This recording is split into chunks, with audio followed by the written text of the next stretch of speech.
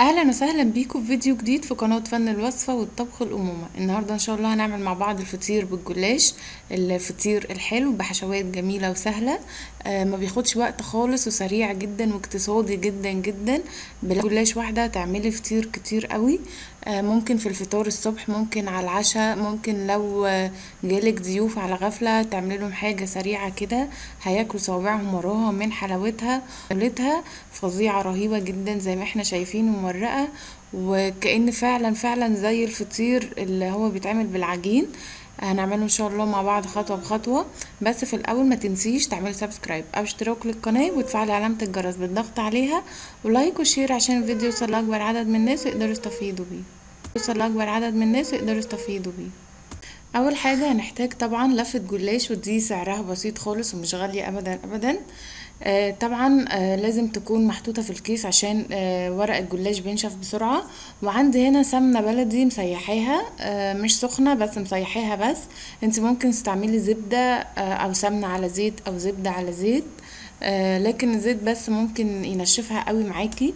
هناخد ورقة من الجلاش، ورقة واحدة طبعا. لو متقطع زي ما احنا شايفين مفيش مشكلة، مفيش حاجة بتبان في الاخر خالص. وندهنها بالفرشة كده بالسمنة او اي مادة دهنية زي ما اتفقنا.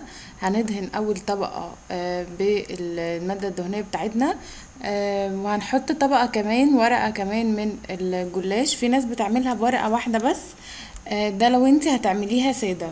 لو انت هتعملي الفطير بتاعك سادة يبقى خليها ورقة واحدة بس، وتمشي بعد كده الخطوات اللي هنمشيها مع بعض.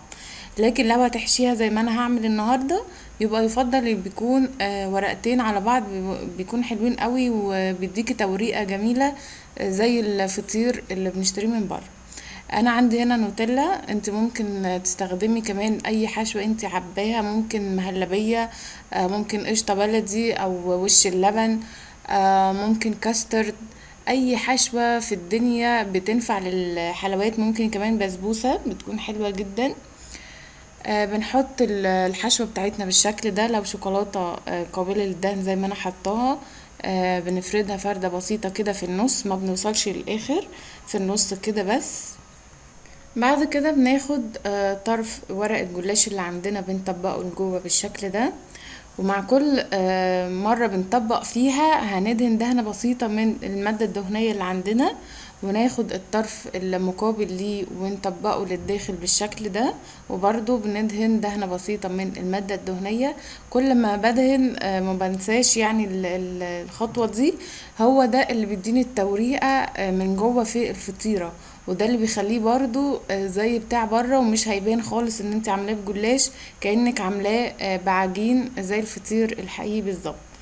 بنطبقه زي ظرف بالشكل ده، وبخليه بقى في طبق على جنب لحد ما اخلص بقية الكمية اللي عندي.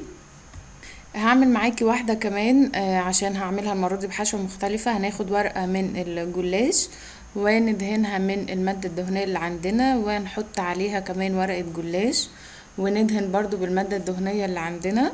انا عندي هنا بقى الحشوة بتاعتي فول سوداني مجروش وزبيب وجوز الهند وعليهم رشة بسيطة من القرفة. برش في النص كده في الفطيرة بالشكل ده. ممكن لو انت عايزاها مسكرة شوية هتحطي عليها شوية سكر بودرة. انا مش محطش سكر بودرة، هستكفي بالسكر البودرة اللي هحطه على الوش. وبطبق زي ما اتفقنا الجوانب لجوه، وفي كل مرة بطبق فيها بدهن دهنة بسيطة ورق الجلاش اللي عندي علشان يطلع مورق معايا، وبدهنها بعد ما بقفلها خالص من فوق ومن تحت بالشكل ده. وفي طاسة على النار هحط بقية المادة الدهنية اللي عندي، اللي هي السمنة اللي فاضت مني بعد ما خلصت كل الجلاش الكمية اللي انا عايزاها. اخدت بقية السمنة اللي زايدة معايا وحطيتها في الطاسة اللي هسوي عليها فطير الجلاش بالشكل ده، وهحط عليها الجلاش، والنار تكون ضعيفة علشان انا محتاجة الورقات اللي من جوه يتسووا معايا ما يكونش نيين.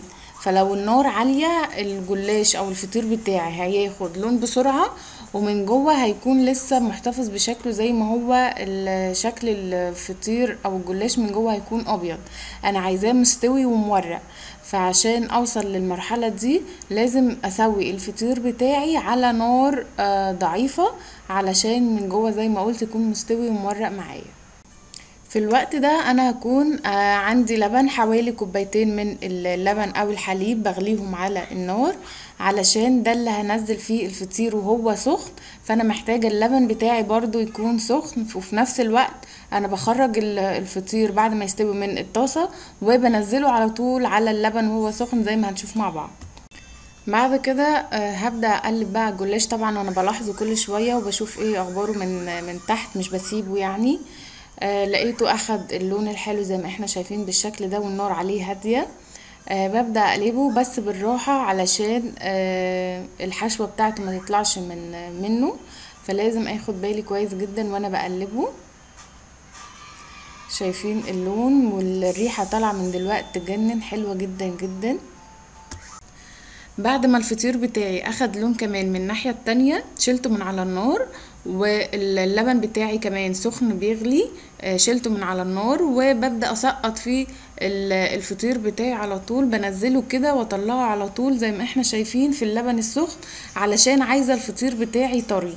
لو انت عايزاه ناشف او مقرمش شوية من فوق مش هتعملي الخطوة دي، لكن الصراحة بيكون اطعم واحلى بكتير جدا جدا لما بنعمل الخطوة دي فيه، ان احنا بننزله في اللبن وبنطلعه على طول.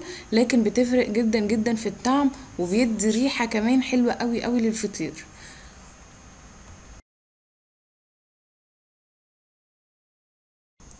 بعد ما نزلته في اللبن وطلعته، هبدأ احط عليه سكر بودرة من فوق بالشكل ده. طبعا النوتيلا مسكرة فمش هكتر عليها سكر من فوق، انا هكتفي بالسكر الكمية اللي انا حطيتها دي على الحشوة اللي هي المكسرات. وزي ما قلتلك لو انت عايزاها مسكرة اكتر هتحطي سكر بودرة مع الحشوة من جوه. وده شكلها بقى بعد ما خلصت. طبعا عايزه اقول نقطه مهمه، بعد ما بتخلصي الكميه اللي عندك كلها بتغطيه علشان يفضل محتفظ بطراوته ما ينشفش منك كمان. وطبعا يفضل ان هو يتاكل في وقتها، لكن لو هيبات معاكي بتدخليه الفرن وتسخن تاني عادي وبيطرى معاكي بيكون زي الفل برضو. وعايزه اقول لكم ريحته فعلا فعلا جميله جدا، والطعم فظيع وسريع جدا جدا، ما خدش مني وقت خالص، وعملت لهم في البيت حاجه حلوه عجبتهم قوي قوي. طبعا اللي بحشوه النوتيلا دي حاجه رهيبه فعلا، حاجه قنبله كده فعلا بجد هتعجبك جدا جدا. وطبعا زي ما قلت العبي في الحشوات زي ما انتي عايزه، مهلبيه، قشطه، بسبوسه، ساده خالص من غير اي حاجه، كله هيطلع معاكي تمام وزي الفل. لان انتي ماشيه بالخطوات الاساسيه صح، وان شاء الله تنجح معاكي. يا رب تكون الوصفه عجبتك والفيديو عجبك، ومستنيه اي تعليق او اي اقتراح وانا هرد عليك على طول. وفي النهايه ما تنسيش تعملي سبسكرايب او اشتراك للقناه، وتفعلي علامه الجرس بالضغط عليها، ولايك وشير عشان الفيديو يوصل لاكبر عدد من الناس ويقدروا يستفيدوا بيه. باي باي.